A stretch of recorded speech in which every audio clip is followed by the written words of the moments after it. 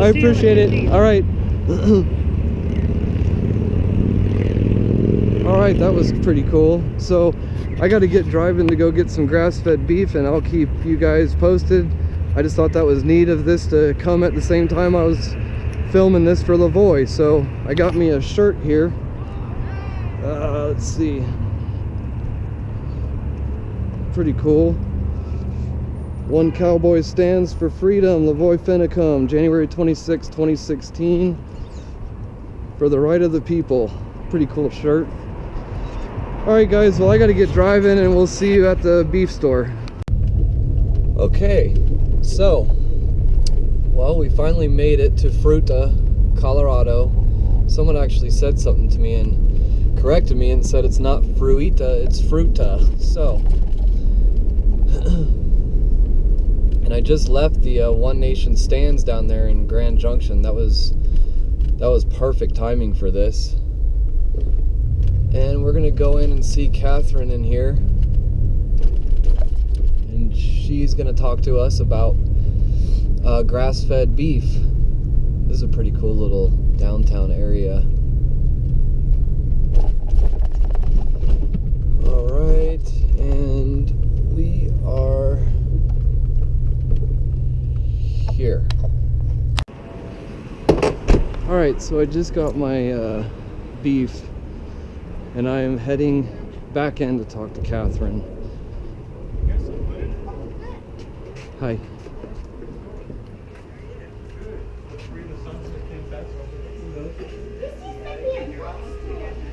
All right. Show us how much our pizza. Gotta get out more. Yeah.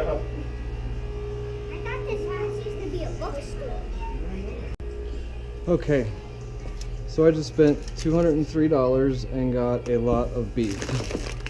A lot of beef. Yeah, it should be about 200 pounds there. Or no, 20 pounds, sorry. 20 pounds? Yeah. And Catherine, you're the owner of this place, right? Yep. What, so I told you I drive 3 hours to come here for grass-fed beef. And I was just talking to you about the difference between grass-fed and there's also corn-fed finish. And I guess that was my question, is what exactly is the difference, because I know that this is very important for our health. Well, when you eat all grass, which is what they evolved doing, I mean, that's their natural healthy diet, their mineral content and their nutritional quality is way different than, say, feedlotted beef that's eating mostly grain and a lot of waste products. Fast thing, potato peels, candy still in the wrappers and stuff like that. They buy, when they're in the feedlot, they formulate what they call a least cost diet. So what is it, least cost? Least cost. Cost, okay. So they have nutritionists, and they have these piles of waste product, bakery waste, expired candy. Now this is in the corn finished lots. Well, this is in a feedlot, any feedlot. And that's now corn. Most corn in this country is not even real corn, right? Isn't it? A lot of it GMO seed. So that's also getting into what the cows are eating. I think up by 80% of the corn that we raise in this country goes to be fed to cattle. And what does that do to our system as human beings? Well, first of all, to a cow system, it's fatal. What they feed them in the feedlot is what they call a terminal diet. They cannot survive on it long term. So you think about that, and you wonder why you can't buy beef liver anymore. It's because it's full of abscesses by the time they go to processing. So it's bad for the cattle, and it's bad for you, because to keep them alive, they have to feed them all sorts of stuff. Well, and that's the other thing too, is the chemicals get inside the cows, right, that get sick, and then they slaughter the cows, and then they go onto the shelves, and then they go inside of us. Exactly. And then we get antibiotic resistance to where our bodies will actually start getting immune to the antibiotics. They don't work anymore because right. the resistance factors, and I'm a veterinarian, so I've seen the whole picture of this. So the resistance to antibiotics is in what they call a plasmid. So it's not in the DNA, it's in like a priron in the bacteria. And that gets transmitted very easily to other sorts of bacteria and to anything protozoa in your gut and everything. So it's really dangerous. So that's probably another reason why America is unhealthy. Yeah, yeah. Now you were talking about pork. What's the difference in the pork? You were mentioning on the phone about how bad pork actually can be. Well, first of all, it's raised in confinement indoors, so it never even sees the sunlight. So it's like a cage-free chicken, because I know there's range-free and then cage-free, but cage-free is still inside, yeah. and they're supposed to get sunlight. Yeah, all they're animals supposed to have access to the outside, which is the key word. But the pork, they're raised in houses, and they're raised on grids over a manure recapturing system. So they're not actually on the ground or on the floor. They're on, metal slats, and they're raised inside their entire life, which is only 7 or 8 And they're months. just like the cows, where they're just trampling over each other's feces and garbage. Well, no, the feces fall through. Oh, they do? Oh, okay. So the inside of the house is pretty clean, but the smell from what's underneath is what goes up. yeah. And so they're not fed, and here's where it gets tricky. Things can say antibiotic free on them, but there's a lot of things that aren't classified as antibiotics, like growth promotants. Some of the other things that have bacterial qualities but aren't antibiotics, they can feed them and still label antibiotic free.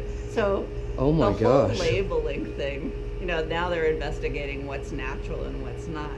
Well, GMO too. This country's about to. I think we're almost there to where they're not going to let us know what's even in the food. Yeah. I guess they're calling it the Dark Act. Yeah. Is what they call it. Yeah. So. And it's the same thing, getting rid of the cool, country of label origin. It's just a way for, the reason why that got through is because the World Trade Organization said it was prejudicial against the imports. Well, look at the shirt that you have on your back. It says where it's from. Is that prejudicial too? It was specifically triggered so the international food companies could short product all over the world and not have to say where it comes from. And since our USDA does a better job than most other countries, and it allows them to bring lower quality stuff into this country and then sell it somewhere else, and yet because it was processed here, it said they can tell the other country that it's from the USA. Well, and then you just said USDA. What some people don't know is the same people in the USDA were also in Monsanto. Oh yeah. So they're all it's a revolving door. So yeah, it's all of one big revolving door. Yeah. Well, That's why buying it local and buying it for someone you can ask these questions to is really important. Yeah, and that's why I'm doing this video, to try to educate some people about this, because I'm only 35 and I didn't know about this. I used to go to McDonald's 3 times a day. Yeah. And then I'm wondering why I'm getting sick. Yeah. And there's more to it than just the beef. We were talking earlier about just organic food in general, and people make fun of organic, and we're supposed to be organic. Yeah. We're not supposed to eat pesticides, fungicides, larvicides. Well, you can trace back all these disease problems that we have now were unheard of 70 years ago. Yeah. Because we didn't eat the food. Read any label and you're going to come across something that you don't know what it is. If you don't know what it is, it's not food and you shouldn't eat it. Yeah, I agree. So this is Roan Creek Ranch Grocery, and this is in Fruita. I actually got yelled at the gas station because I said Fruita, and he said, "You'll get hit around here for saying Fruita." So this is in Fruita, downtown. Did you have anything else you wanted to say? No. All right, well, I do appreciate it, Catherine. Like I said, we drive 3 hours to come see you, because that just goes to show how difficult it is and how important our health is as a family, because this actually saves you money if you eat right. Like we said earlier, you cut down your medical bills. You really don't even need medical insurance if you eat right. Right, exactly. All right, Catherine, well, I appreciate it.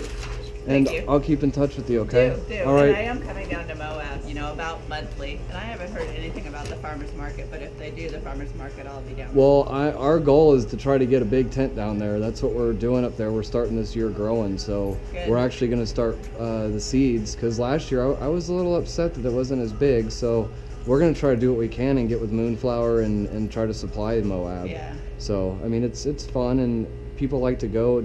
Last year there was 2 girls that pulled up and wanted an apple. No one had apples, so. Yeah. All right, I appreciate it. Have a good drive. Thanks. How are you? How are you? Wonderful. All right, so I got my beef, and guys, I am heading home. I got to charge this battery, and we'll see you back home. Thanks a lot.